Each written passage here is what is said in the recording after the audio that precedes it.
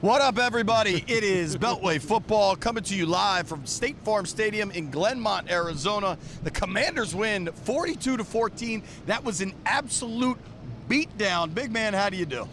We're watching the best offense in the NFL right now run rampant up and down the field. It is unbelievable watching this offense mature and Jaden Daniels mature as we go through this early part of the season. I mean, it's stunning what they're doing in the run game, how accurate Jaden is as a passer. He threw his first interception today, and I had a lineman tell me, and I'm not going to name names because I don't know if there was cameras rolling or not, but a starting offensive lineman was like, man, I was kind of glad it happened. Because yes, it was kind of nice just to see him react. And much like the conversation last week about, maybe, Jaden beating Burrow was such a big deal for him that there's this natural letdown coming. There wasn't. There wasn't any sort of letdown. Offensively, they got the ball, went right down the field. Jaden's efficiency is unbelievable. We'd all be screaming about a game where he finishes, 87% passing? As a bad game. Right. After last week was 91. Right. Yeah. I mean, what is happening here is astonishing. I mean, you look at like the tweets, the memes, all the stuff you see of people being like, oh my God, we're allowed to have fun watching football in Washington again. And this one makes it like the Bengals Monday Nighter was unbelievable, but you don't know. We've seen them show up big in big moments before. And then fall apart. And Arizona's not very good. Let's be real about that. Sure. But coming out here, you have a weird week where they practice out here all week. We're out here all week. And then Arizona goes right down the field to start. It easily could have been like, it's one of those games, same old whatever we're calling them. But it's just not. It's just not. The point of the matter is this offense is so good that even though the Cardinals go down and score right away and you start thinking, it's going to be the same thing as last week, it might have been the same thing as last week, but this offense is just unstoppable. They had 16 consecutive drives other than a kneel down where they scored points. Right. Then on back-to-back drives at the start of the third quarter, right? They had a punt and a turnover, and then they scored the other two drives on the way in. And Their it's drive just chart's unbelievable. phenomenal. And in this one, listen, the offense drives the bus, but defensively they showed up and were impressive. Dorrance Armstrong is a guy we specifically kind of named names on. He decided to show up and produce at a significant level. John Allen had a sack. That was important. The sack Dorrance Armstrong had, though, early in the fourth quarter when they came on the backside, when the Cardinals were going for it on fourth down. I mean, our guys, our text thread, Danny Frank, you guys are still very nervous, right? And, I think Washington fans are going to have or are having somewhat of a hard time believing, oh my gosh, this is what they are. But at least offensively, this is what they are. But Dorrance also had the sack right at the end of the second quarter when Arizona was coming down right behind us trying to score a field goal. The Commanders get the ball back after that sack on fourth down, turnover, and they go right down the field and get themselves in field goal position and put 3 points on the board. And that was a point in the game where the Commanders' offense was starting to, sputter a little bit. The Cardinals weren't able to score much. I love that starting to sputter is one punt. It's two bad plays and two bad drives in a row. But honestly, it was wild because it was 14-7 at that point, made it 17-7, and all of a sudden you got a little momentum going into halftime, and the Cardinals got the ball to start the second half. Specific to that going into the half, I loved how they coached. You and I disagreed a little bit there, but when they got the stop, the Cardinals go for it on fourth down, don't get it. 29 seconds left. I want to say the ball's at their own 40-ish. It was a 42-yard field goal. So you wouldn't, 42-yard. You got 29 seconds left, all 3 timeouts. You need probably a 25-yard gain to get 3. And I loved how they coached in that moment. Yeah. One, if you look back to last year, if EB was in charge, it would have been 3 straight deep shots, all incomplete, and they probably would have just given the ball back. If Ron was in charge, he would have just taken a knee. That's just what would have happened. This year, you see them really execute. And I think Cliff, DQ, and Jaden are clearly on the same wavelength to pull that off. And I think that is truly impressive that they're able to do that. And I recognize that where you and I disagreed, it was 9 seconds. Cliff, coming back to where he coached, it's not necessarily his hometown, but this is where his career got its real first head coaching job. Same for Jaden Daniels as well. Yeah, it meant a lot to Cliff. I think Jaden, because it was college, it was never this organization, never this stadium. For Cliff, it meant a lot. I saw him in the locker room briefly, and he plays it so cool. I think for Ertz, it meant a lot. But I absolutely loved the execution on that scoring drive, just because then all of a sudden it's a 10-point lead going into halftime, and you're getting the ball. Right. And I just think those things are So they come out of halftime, they get the field goal to make it 10, then they score. That's the long DPI to Noah Brown, and then Jaden shows the wheels again. I want to talk about that Jaden touchdown run. It was so impressive. It was so impressive. Quickly going back to the end of the first half. Yes. So our disagreement was 9 seconds left. You wanted a shot. Right. Where did you want the shot? To the end zone? We're picking. It's picking nits. Sure. Considering where the game ended up here. Pickers. We are. With 9 seconds left, I would have liked him to take a 10-yard out, trying to get the ball a little bit closer. Seibert has been very good. Austin Seibert's been very good since he came here. But I don't know that I'm quite in the mind space with him where I'm confident that every time he comes out there, that kick's going between the uprights, especially as you start getting a little bit deeper on those field goals. So I think much like most people can't believe that the offense is really this good, I think we just got to have faith in Seibert. I agree. You know what? There's so much PTSD for everybody. Right. He ends up kicking a 45-yarder there. And 45 should be makeable. Dude, I loved the play call from Cliff to get it to there because they called I almost called him McNichols. No. Jeremy McNichols on the draw, but what they also accomplished on the draw, one, it was a 5-yard gain, so it went from a 50-yarder to a 45-yarder. Right. But they also got the ball in the direct middle of the field. I don't know, but my guess is that's they where said, Seibert likes it. Seibert, yes. Where do you want to kick from? And he said the middle.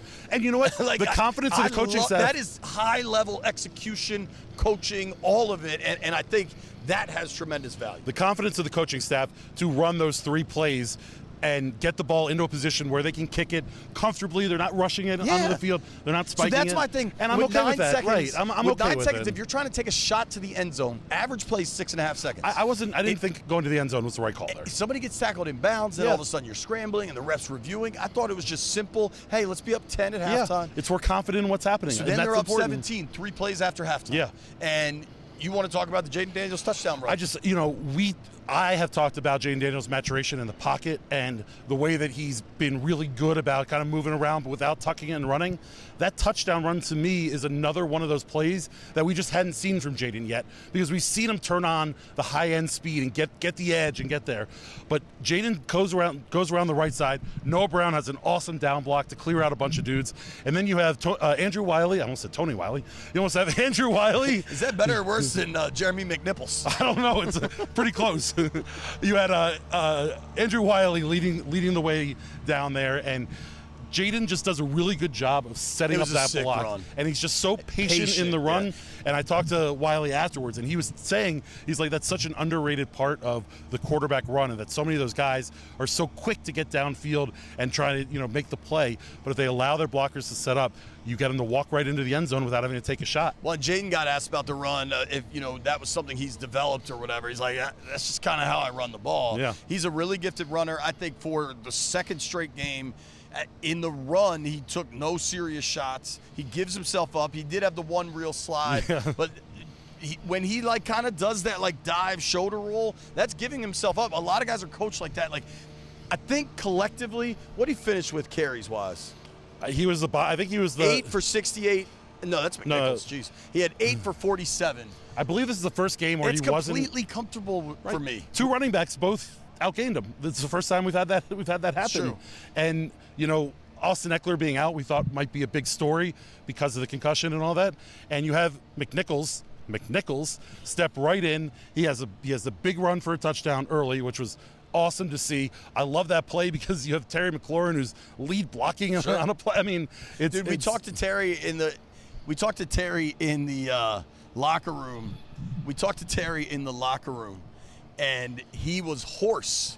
He was getting hoarse from all the yelling and hooting and hollering, and it was just fascinating to hear him say, listen, man, I always get excited for myself, but I get more excited when my guys are out there. And you could tell McNichols getting voted captain for this game, getting the opportunity, it clearly meant a ton. And that's really the McNichols, the star player stepping up and playing well is an important factor in all this. But let's also talk about last week, we pointed out Ben Sennett had the block downfield. Today you had Terry, you have Dude, they sealed the edges really well. Noah Brown had the big when crack stuff was going on the sides, everybody's buying in. And I think that's a part of what they tried to build, right? Yeah. Of guys that will buy in. I think that's part of the reason. Trade I think that was part of the trip here to Arizona to spend the week here. I don't think they expected that this team was going to be 3-1 at this point. pat on the back. I had them at 3-1 in our preseason prediction model. So the model now. Yeah, the model. Listen, I'm not guessing. I'm modeling like usual. Just call it analytics, and everybody has to believe it. Exactly right. Call it something analytics. People are not allowed to disagree with it. Listen, man. We're brought to you by MGM National Harbor. We love those guys. Go check them out.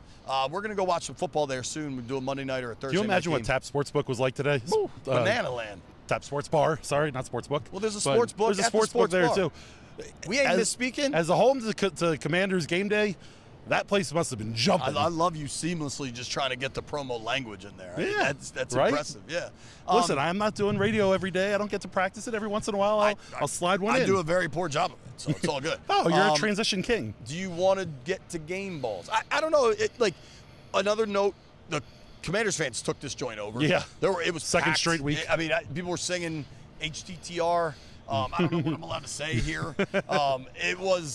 It was quite impressive. I think we can talk a little more about the defense because, quite frankly, I thought Luvu was phenomenal. We thought this was going to be a high-scoring game. Both of us picked the over in the game, but I don't think we thought that this Commanders defense was going to step up and score the way they did. No, I mean, when if you look at the possession, I tweeted this out during the game, but they forced 1, 2, 3 straight punts and then a turnover on downs. So the Cardinals in the first half to close that out. That's kind of when they started to build that lead, and then they had the punt early in the second half. That first punt in the second half, to me, was the one that really started setting this thing over the top. That really turned it from a close football game to, oh my goodness, the Commanders are going to be 3-1. Yeah, I mean, defensively, they all deserve credit. I think we can get to game balls maybe and give some of these guys specifics. Do you want to do that? Get to game balls? Let's get to game balls. There? Yes, let's we get to game balls. We have a whiteboard. We wrote down what we need have our on stuff. it. Are you going to 7 seconds before the show started? Do you remember we're our sponsors here? Yeah. Game Balls and Goats brought to you by Oarsman Automotive of Virginia. We ride with them. Want you to do the same thing. They got 7 locations all over Northern Virginia. Check them out. From Kia and Chantilly. They got Fords, Lincolns, Dodge, Rams. Our guy Bob Biaggi in Alexandria. Yeah. Go check him out. Mitch and I both bought cars from them. Yeah. You want to start? You want me to start? Real quick, I wanted to segue from this. Okay. My car is currently sitting at my house. What are the chances when we land tomorrow morning at whatever time it is that you want to drop me back off there? I'm driving to the radio station, which is in the opposite Southeast direction. Washington. Yeah. All right. You know what? If I was going home, I would, for sure. I planned all week long that when we came to this segment, I was going to put you on the spot and make you drive me. But they've won 3 in a row. They just kicked the absolute ass of the Arizona Cardinals, and you wanted in the second segment of the live streaming podcast to talk about a ride home from the airport. That was the only way I was going to ever pin you down if there was ever a chance. Outside of that, it would have been I'm like, I'll get back to you. We'll see. Listen, nobody's better at being flimsy than me. I'm aware. I know. How hard is a firm commitment? Right. You're typically Gumby, so I was trying to. If I can, I will try. All right, wonderful. We'll see what time. Are we on the same flight? Yeah. United? Yeah. Okay, but I thought you were going to DCA. No. Oh, all right. Anyway, figure it out. Game Balls and Goats. First game ball. Jaden. Super easy. Jaden Daniels. Yeah. Unbelievable. Jaden Daniels. This guy is just setting this league on fire right now. And give me your percentage chance it doesn't work. Because in the NFL, there's always a percent that something doesn't work.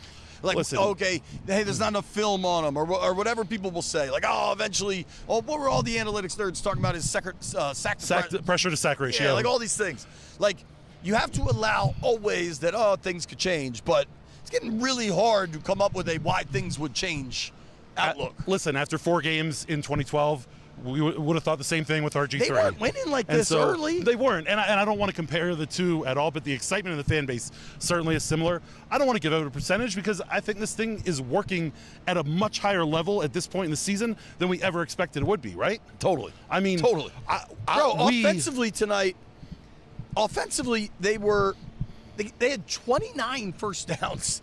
9 of 12 on third down, 450 total yards. Jaden goes for 230 through the air on 26 of 30 to go from a 91% pass rating to now a 87 or whatever the heck that is unfathomable, dude. And if you want to be the ultimate nitpicker and say, not enough's going downfield, you're proven wrong week after week. And because the that Noah Brown play right over here could have been a long touchdown. The efficiency of this offense is just out of this world. You and I haven't, you don't want to really get into the numbers. Like the Washington organization hasn't scored 38 or more in consecutive games since 1991. And we all know what happened in 1991. How about this? But I don't want to start talking about that because it just sounds asinine. The offensive efficiency numbers they're starting to pile up are like Brady to Gronk Pats level efficiency. And it's 4 games and the sample's just too small. So you got to try to chill.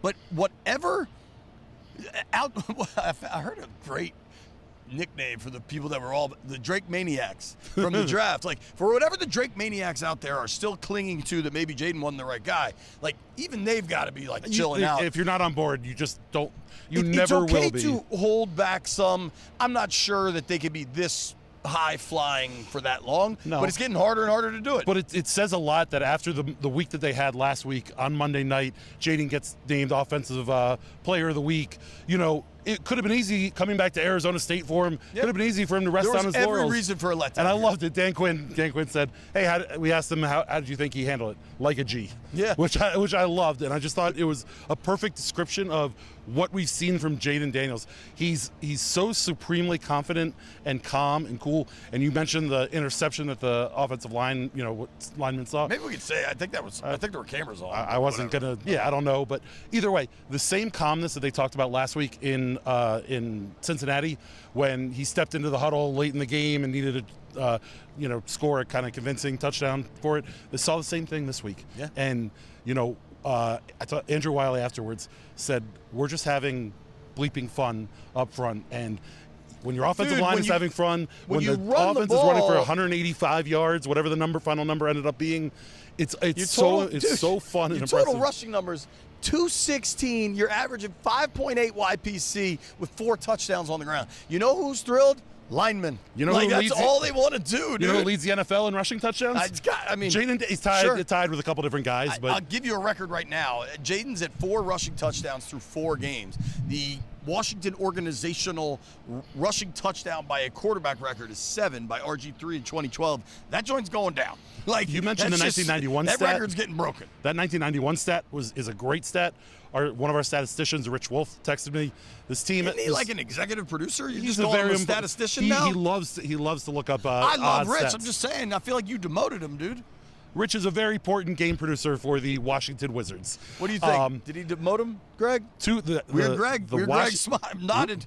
Greg came through in the clutch, by the way, with the whiteboard and the cue cards. My man, Greg. Game ball. The Commanders, the Washington organization has never scored 80-plus points in 2. Are we allowed to say the old name on this program? I'm not entirely sure. I know we do on the podcast, but this is different, so I'm not even TV. I'm not entirely we should be able to say it. Anyways. I've dropped like 4 ain'ts.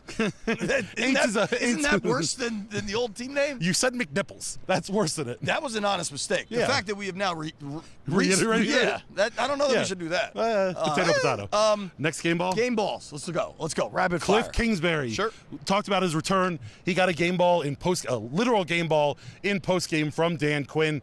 We were standing outside the locker room. We could hear that place explode. And the last time we heard something from that locker room was when Jay Gruden was screaming at them after a Week 1 loss, I believe, in 2017. Right? Yeah, I remember. The podium room. The juxtaposition of that, of hearing that, of what we later learned was another disappointing old name team versus versus what we heard from that locker room when they went nuts.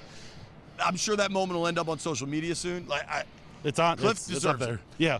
This was a huge week for Cliff. I mean, I know we want to get through game balls and goats, but this was a huge week for Cliff. He made his name as an NFL head coach. He stamped Kyler Murray. Lost his reputation in a lot of ways. That's what I'm saying. He stamped Kyler Murray as a guy who was going to, revive the organization, the franchise. And then Kyler turned a little petulant. And there's, the video. I think Kyler was cool with Cliff, and then the two of them were yelling on the sidelines at each other. And I was watching a local Cardinals show last night, and they were talking about how they couldn't believe that the kid that they saw at Arizona State, who was unable to hit an open receiver, would overthrow everybody, and the coach who was feuding with a Heisman-winning quarterback is now back here with another Heisman-winning quarterback, and the two of them are just rolling. Sure. I think Jaden's improvement from what he was at ASU to what he is now. I mean, it's not the same. Unbelievable. How many years ago was that now? 6 years, 5 years? Now everything is currently sunshine and rainbows. Eventually there's going to be storm clouds. Keep going down the list. McNichols.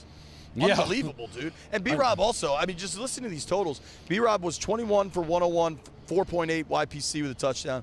McNichols was 8 for 68, 2 touchdowns, 8.5 YPC. McNichols had another catch for 6 yards. Was just great. Dude, OZ was really good. That's where I was going to go with it. Go ahead. You know, last week, we've talked since training camp about who the number 2 receiver is going to be. And last week we saw guys like Luke McCaffrey step up and Noah Brown have some big catches. And Luke had a huge catch here in the fourth quarter right down on the other side of the field. But Olamide Zaccheaus came in from Philadelphia.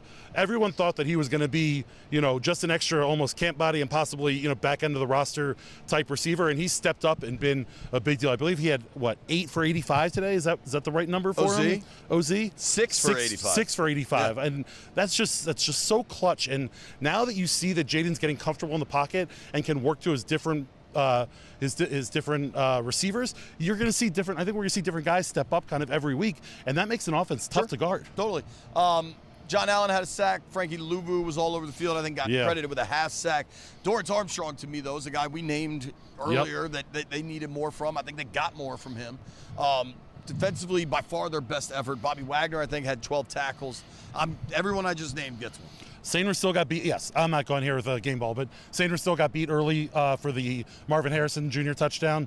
They kind of shut that kid down after that. Yeah. And I think he had 3 for 21 in the first half and in the first quarter, and ended up with 2 for 45. 2 for 24 the rest of the way. I feel like he was at 5 for 45 at halftime. He disappeared completely, and honestly, Kyler disappeared in the second half as well. The defensive line, for all the years of us yelling about running in concert and, you know, hemming quarterbacks who like to get away, they did an incredible job today with Kyler doing that and not allowing him to get to the outside and beat them with his legs.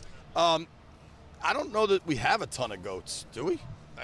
I'm happy to try to talk through it. One more game ball. I think at some point the attention is on Jaden and Cliff, and Peters gets a lot of celebration. DQ, man. Yeah. Like, he made the decision to go from Cincy to here. Football coaches like control. As much as there's team building and camaraderie, you also get to control your players, and they're all kind of locked in. But he let those guys have their weekend and everything. I just think DQ, for right now, is pressing the right buttons and deserves some real credit. He's pressing all the right buttons and doing all the right things. DQ deserves credit, but I know fans know this. We didn't name Jeremy Chin. I thought he had a good game. That big tackle on third down was big. Emmanuel Forbes made a really nice play to allow that tackle. I thought Noah to High happen. played. I mean, the secondary seemed leaps and bounds better than what it's been. And leaps and bounds. You talked about DQ getting a game ball for, you know, all the buttons that he's pressing.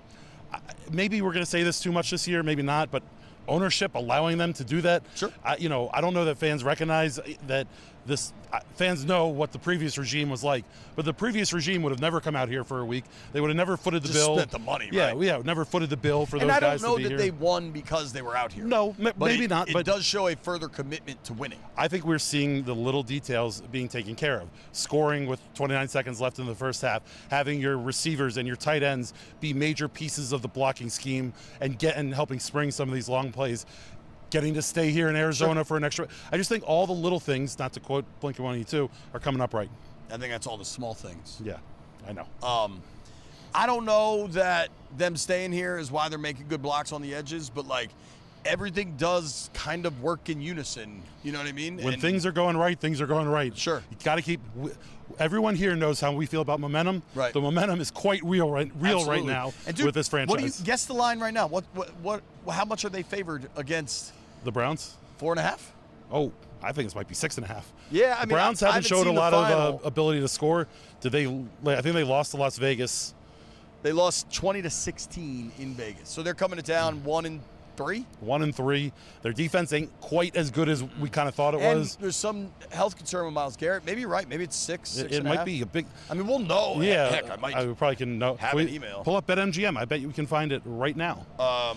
They have BetMGM here all over the place. There. As far as goats go, I don't know that I necessarily want to give it to any one person, but this defense keeps getting gashed up the middle against the run. James Conner finished 18 for 104 with a tutty. And I mean, it was. Oh, I got it. It was the third. Real quick. It was the third quarter, and this team was up 24-7, and it kind of felt like one of those situations where the Cardinals should have been throwing the ball a lot. Oh, this is a big number.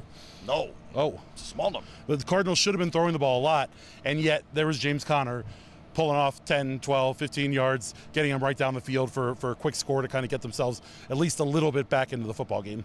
Yeah, Connor was really good in this game. He kind of was the only thing that got a lot done for them. What's that line? Tell us the line. So, just somebody texted me, the opening line is 3, just home field. I imagine you're going to be on that BetMGM app as soon as your little thumbs can twiddle. You know my thumbs twiddle well. Quite the thumb twiddler. That's what the ladies say. All right. I don't know that this is a GOAT, but I did make a note of it, and I don't know where else we're going to get this story in.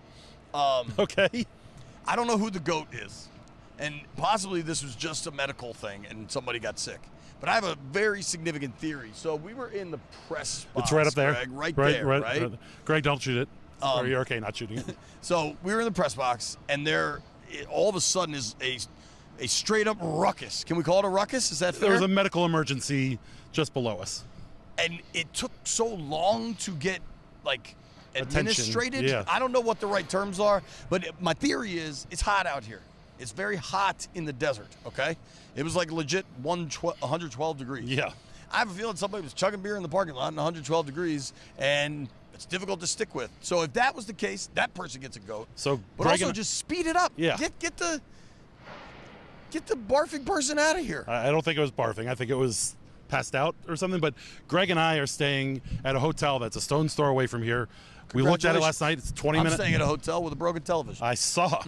Well, we don't get ESPN on our TV because they're a terrible network and they can't figure it out with DirecTV. I think we are not in the throwing stones at cable carriage deals business. Anyways, we are 20 minutes away. It's a 20-minute walk here from our hotel. Okay. We decided to get an Uber to get them to drop us close because it is 110 degrees outside. On the way, our Uber driver was just like, these idiots are up at 8 in the morning drinking beers. They're going to pass out in the stadium. Lo and behold, the Uber might have been onto something. The Uber guy might have been onto something. Something was afoot over there. He might have been onto something. I walked to practice one day. My hotel to practice, it was about a mile walk. Woof. Woof. Hot. All right, that was Game Balls. Are we forgetting anything? For all the nitpickers that are going to tweet me and Mitch and tell us what we forgot, keep in mind we have had somewhere between 0 to 4 minutes to prepare for all this. We also have Terry McLaurin game ball. Did we not give him one yet? I don't think we have. Have we not given Terry one? I don't believe we've given Terry one. Give him one. I mean, fire away, big the touchdown and the celebration was spectacular. Yeah, for sure. Terry deserves one. 2 straight games with a touchdown. Finishes with 7 catches for 52 yards. Ertz had a 2-pointer, but 3 for 22. Yeah. I don't listen. You win 3 in a row. I'm not going to fight you on anybody. No. There was nobody I think that really made an egregious. I got one. Oh. Left hand up. The refs. The Taunty call. Oh, my goodness gracious. The Taunty call on the OZ little finger roll thing was so stupid. No, OZ's. Oh, yeah, the OZ finger. We live in a world where weed is legal everywhere. You could gamble everywhere. I mean, dude, there's a BetMGM sign on this football field, and there's a casino 400 yards away. And we're worried about these BS Taunty calls to teach kids the right things. The Jeremy McNichols touchdown. Give me a break. The Jeremy McNichols touchdown was the bow and arrow, not at anybody, just up into an already empty stands. These refs sucked the whole game. They stunk. Yeah. One player in the locker room, we were joking about the penalties, and he's like, "What? Do they want him to grab a javelin and pretend to throw it or a discus or something?" Somebody. What's this? Yeah, shot put. The shot put. We need a shot put. Javelin. Any of these? Just unbelievable. In the end, 5 penalties for 49 yards. Goat to the refs. Yeah. All right. Let's get going. to our stuff. Yeah, I hate Brought the to you stuff. by MGM. You have the read, thanks to Greg Abernathy, who printed out the reads word for word. Game ball to Greg. MGM National Harbor is your game day destination this fall. Catch the games all season at Tap Sports Bar and the BetMGM Sportsbook and Lounge. At Tap Sports Bar, you'll find an energetic atmosphere, indoor and outdoor TVs and bars, 48 beers on draft, and great game day food. Bang! Look forward to special appearances, a DJ, giveaways, and more. The BetMGM Sportsbook and Lounge offers a 110-foot wraparound TV screen, recliners, and an immersive game day experience. Both venues are 21 plus. Here's what I can tell you. When I do reads or endorsements or whatever you call that in this setting, sometimes you don't actually know if what you're saying is true. I have been to Tapped, and I've been to that sportsbook a whole lot, and everything I said is true. The TV situation there is elite. The TV It's situation quite at the strong. sportsbook is amazing. Yeah. But Tap's just a sports bar. You're right, hanging right. out. Yeah. Anyways, we'll start with our 100 chips. I had 100 It's remarkable chips. that you committed this to It's memory a steel yet trap, again? always. Okay. I started with 100 chips. I had started with 217 chips. I put all 100 chips on the same parlay I put on last week. The opposing team's number 1 receiver to go over their yards. Parlays are bad. Marvin Harrison, 67.5 yards was the number. He only ended up at 45, despite the game going I over. bet Vegas made a fortune on that. On that- Because on I that bet prop? Oh, yeah. On the Harrison prop Yeah, specifically. yeah. What was really interesting is we were in an Uber on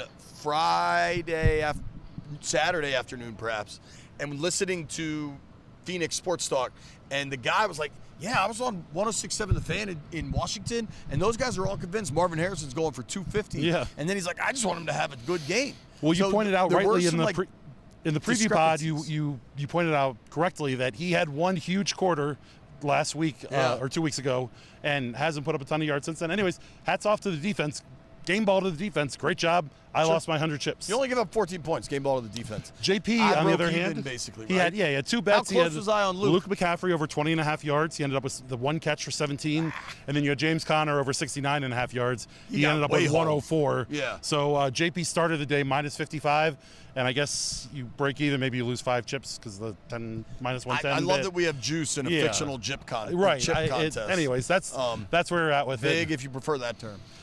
Next up, we got over-unders, where I JP got came smoked. in with a. I think I got all of these wrong. You got all 3 wrong. I think I got all 3 right. We were I think I opposite was on them. on the right side of them until like 5 minutes to go in the fourth quarter. I think right after halftime, I looked down to you and I was like, man, all of our chips bets are going to be toast, and all of our over-under bets are going to be toast. I felt good about Connor throughout because Yeah. Washington still is not stopping the run. You know, there was 5 minutes left in the third quarter when they got the ball back, and I thought they were going to just go into full-on Hyper. pass mode. Yeah. I I don't think the Cardinals' offense makes a lot of sense. And I know Yeah. we're not a Cardinals podcast, so we don't need to dive deep.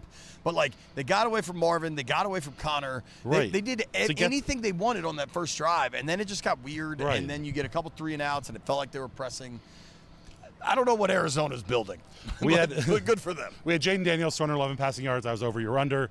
He went way over. I think ended with 233. Yeah. We had But, B-Rob. dude, he was less than 200. It was the same thing as last midway week. through the fourth Same quarter. thing as last week Right. in Cincinnati. Which is perhaps emblematic also that, like, he and Terry have this closer mentality. Yeah. Where they both, last 2 weeks, they've connected on this fourth quarter touchdown that kind of ices this thing away. Now, granted, they were able to get another one after that Right. today. But, when it was 27-14, that's still a game. You make it 33, then you get the 2-pointer to make it 35. Ball game's kind of over. I think you also have to give Cliff Kingsbury credit because they had a two-score lead, and they didn't take their foot off the gas. They kept pressing it, they kept going, and they scored those last 2 touchdowns to put this game completely out of reach. I mean, it was 31-14, and they went for, or 33-14, and they went for 2, and it made sense. Yeah, the numbers backed it up, but easily up 3 scores there, you could just kick the extra point and keep it moving. Dude, and I like the fact that they kept doing that. To that point, one thing I liked, and this is how you do it, is they kept in short yardage, goal line kind of scenarios, they kept bringing Trent Scott out for the tackle eligible. And you know who likes that? All of them. This guy. Sure. Yeah. Every big man likes that. And the fact that the first time they did it last week in Cincinnati, they hit granted a touchdown pass, but just any sort of pass in that scenario, it creates at least that element of, oh man, this guy's out here. We can't completely sell out against the run. Yeah. And the more you can keep him guessing. Develop more. Yeah, totally. Our last over-under was the fun one that we had from, I believe it was E. Pedley on Twitter, and it was over-under 3.5 punts and turnovers combined. They had the 2 straight drives in a row where they had a turnover and a punt. After that, nothing else. So it was under that. You went over, I went under. I like it. We were talking about in the press box. You have 100 years of NFL football.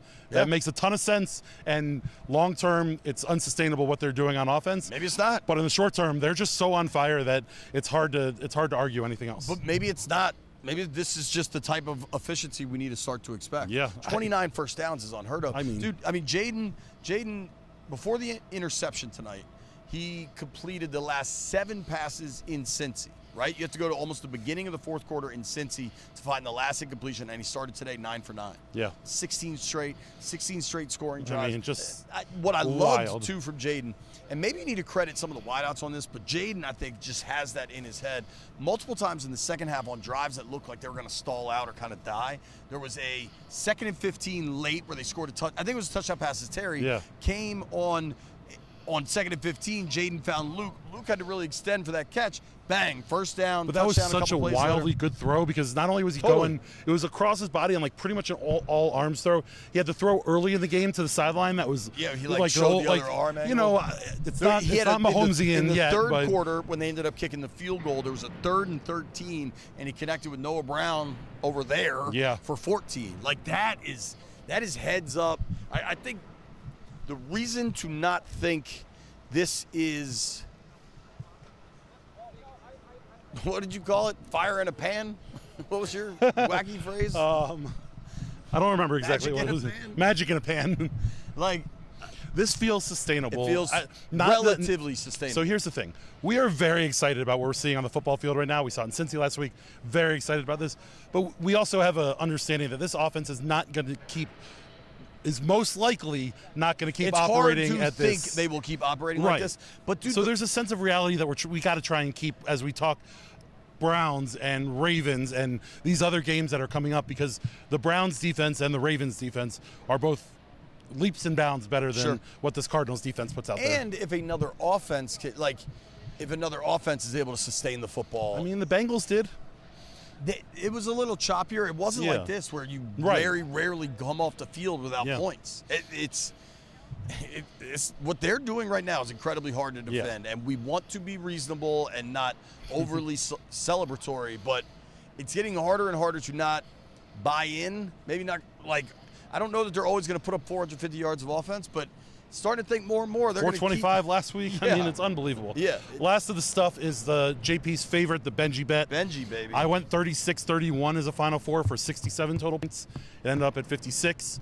JP went 30-21 for the Benji bet. So he also had over, I think, when we talked about this last, the number was 50.5. The game closed at 48.5 or 48, depending on where you looked. I believe BetMGM was 48.5.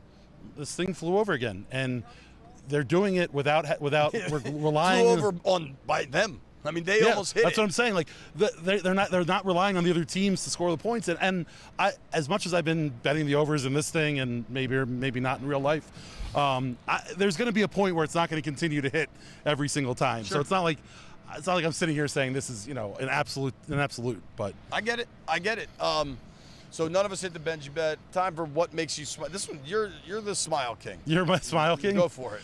All right. You don't need the card? Well, they asked us to read some more specific things. Probably because you were making stuff up and they are big creating fans. your own slogan. Listen, and Dominion like National songs. is big fans of teethkeepers.com. I'm sure they are. The voice isn't quite where it's been in the past. Anyways.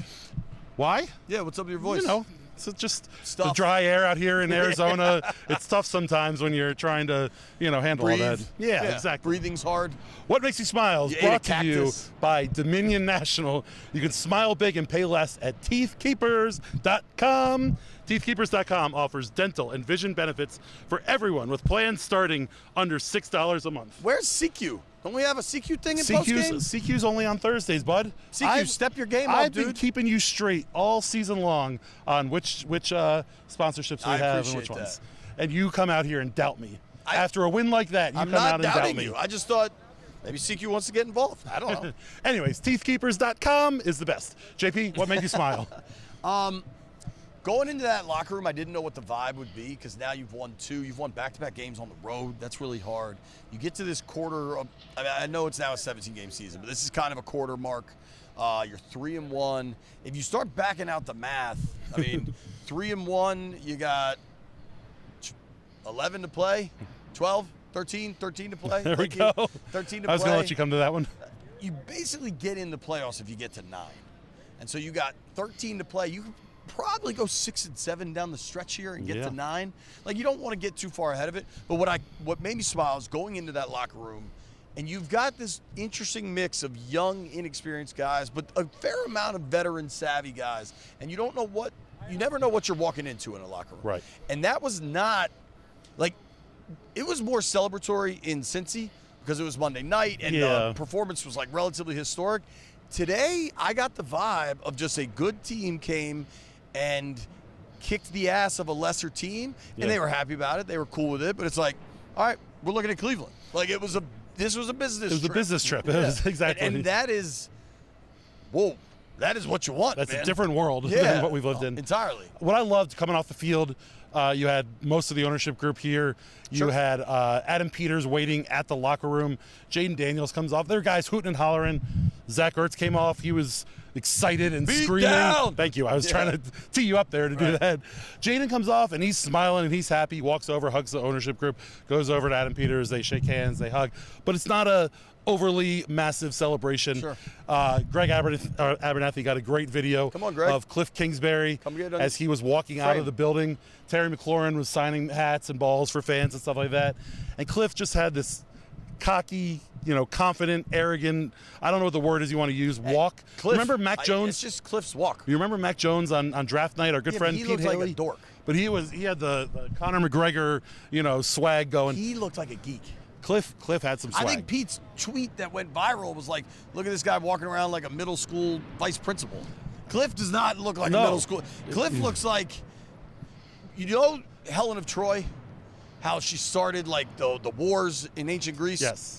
Because every person Everyone in the world wanted to marry her. In that moment, I think Cliff was the male version of Helen of Troy. Like that ain't Mac Jones's walk. That's a very unique walk. There could have been a lot of distractions this week. The Arizona State thing, the coming back to Arizona, all these different things, Kyler, and it wasn't for this team. And Cliff could have taken shots on Thursday. Took the high road every time. He took the high road. Maybe it's almost the same as yours. They're being professional about winning these games in a way that this franchise, this organization hasn't seen in a long time. Well, how about that? We're in Arizona. It's quite hot. They're starting to open the doors up in here, so it's getting even hotter. They're getting ready to wheel this field right out there where they let it tan and sun and get ready. All right, so we're both on a red-eye tonight. I may or may not be able to give you a ride home. I give you a ride to the radio station. You want to end up at Nats Park at like 8 a.m.? No. I wouldn't think so. I don't think there's a good way home from Nats Park there, but we'll figure it out. Take the Metro. Maybe I'll just You'd have love you to take the Metro. Maybe I'll just have you drop me off somewhere. Like on the side Ashburn? of the highway. No, maybe like as you're going to on 267, you can just swing by and I'll just stop off at the side of the road. I'll drop you at that Wheelie Road Reston Metro. Yeah, There's you could. No way you're taking the Metro tomorrow There's morning. no way after a 6-hour flight home I'm going to sit on the Metro for 3 hours in morning traffic. After 4 days in Myrtle before travel What are you here, talking about? I don't know. We got to go. Thank you guys for watching. You spent a week here in Arizona. Dude, I've been working. Yeah, me too. I had my mom here. Does your mom mean you're working? Well, that sounds like not working. No, I was working, and then I did like family dinner. I've been you're saying well-behaved. responsible. I've been responsible. Just one martini. I had one. I had one martini all week. You know how many martinis I had this week? That's 0. not the number we count with you. I had 0 martinis. I'll take the over on other things. We got to go before we incriminate ourselves. There are so many amendments, but I can only choose one. I plead the 5th. Goodbye. We're back Tuesday or Wednesday? Tuesday-ish. If you made it this far, we owe you 110 degrees heat. And a martini.